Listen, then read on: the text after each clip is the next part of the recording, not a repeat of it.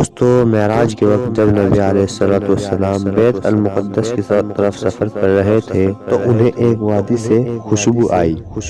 نبی علیہ السلام کہنے لگے یہ خوشبو کہاں سے آ رہی ہے؟ ان کے ساتھ جبریل علیہ السلام تھے۔ انہوں نے کہا یہ خوشبو فرعون کے محل سے آ رہی ہے جہاں پر ایک مشاطہ نام کی عورت نوکرانی تھی، یہاں پر اس کی قبر ہے۔ حضور آپ کو یہ خوشبو یہیں سے آ رہی ہے۔ دوستو ویسے تو آپ نے فرعون کے بہت سے واقعے سنے ہوں گے، لیکن جو ہم آج آپ کو واقعہ بتانے جا رہے ہیں وہ بڑا ہی تڑپا دینے والا واقعہ ہے۔ دوستو ایک مرتبہ فرعون کے محل میں ایک عورت رہا کرتی تھی جس کا نام مشاطہ تھا۔ وہ فرعون کی بیٹیوں کے بال سنوارا کرتی تھی۔ ایک بار جب وہ فرعون کی بیٹی کے بال سنوار رہی تھی تو اس کے ہاتھ سے کنگھی چھوٹ کر نیچے گر گئی، اور جیسے ہی وہ کنگھی اٹھانے لگی تو اس نے حضرت موسیٰ کے پروردگار کا نام لیا، اللہ کا نام لیا، اور تبھی فرعون کی بیٹی نے کہا کہ یہ تو والد صاحب کو معبود ہی نہیں مانتی۔ اس نے مشاطہ سے پوچھا کیا تم والد صاحب کو اللہ نہیں مانتی؟ مشاطہ نے کہا ہرگز نہیں، میرا خدا تو وہ ہے جو حضرت موسیٰ علیہ السلام کا پروردگار ہے۔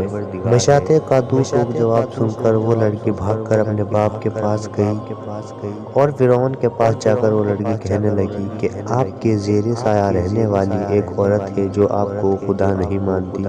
لڑکی کی لگی لپٹی باتیں سن کر فرعون کو غصہ آیا اور کہنے لگا کہ اچھا اسے محل میں لے جا کر اسے دربار میں لے جا کر ایسی عبرتناک سزا دوں گا کہ یا تو وہ حضرت موسیٰ علیہ السلام کے اللہ کو اللہ کہنے سے باز آ جائے یا پھر اسے قتل کر دیا جائے گا۔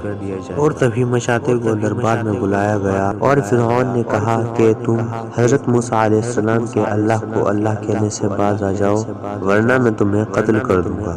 مشاطہ نے کہا ہرگز نہیں، تم جو بھی کر سکتے ہو کر لو، میں پیچھے نہیں ہٹ سکتی۔